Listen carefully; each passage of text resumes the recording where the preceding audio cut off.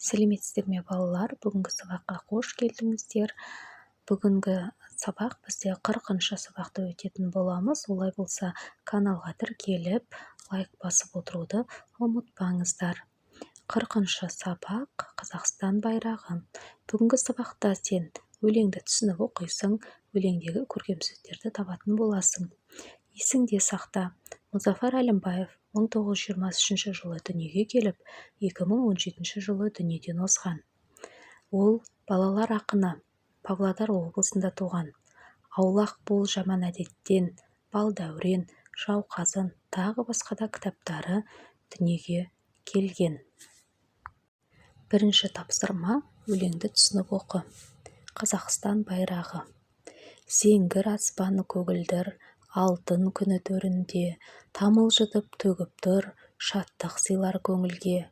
Көк аспандай көгілдір, Қазақстан байрағы, тұрса күндей төгіп нұр, жылдарымыз жайдары. Көк байрақтың бетінде қыран бүркіт қанатты, сол қыранда еркіндеп, балы өседі талапты. Авторы Мұзафар Әлімбаев. Екінші тапсырма: Қазақстан Республикасы мемлекеттік туының авторы, Қазақстанның еңбек сіңірген өнер қайраткері Шәкен Ниязбеков. Қазақстан Республикасы мемлекеттік елтаңбасының авторлары белгілі суретшілер Жандарбек Мәлібеков пен Шотоман Уәлиханов.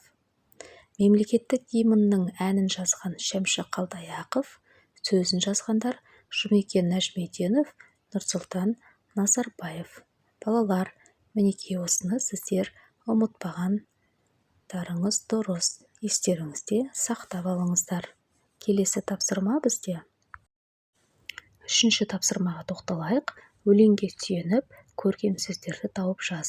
Бұл жерде бізде балалар сөйлемнің соңғы сөздері берілген, ал алдыңғы сөздеріне көп нүктенің орнына сөз қойып жазуымыз қажет.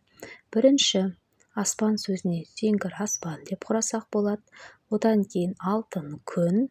Келесі Қазақстан байрағы деген алдына көк аспандай көгілдір деп қойсақ болады. Сонда балалар бізде көк аспандай көгілдір Қазақстан байрағы деген сөз шығатын болады.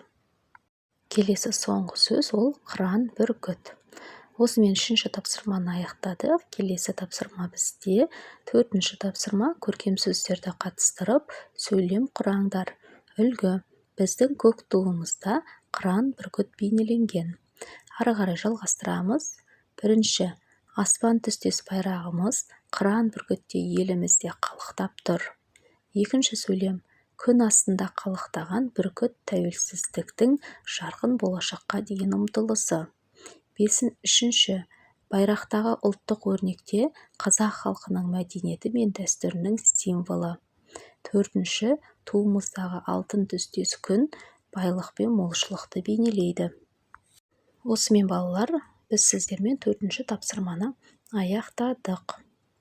Біз енді бесінші тапсырмаға көшейік. Осымен балалар, бізге берілген тапсырма аяқталды. Келесі сабақта кездескенше сау болыңыздар.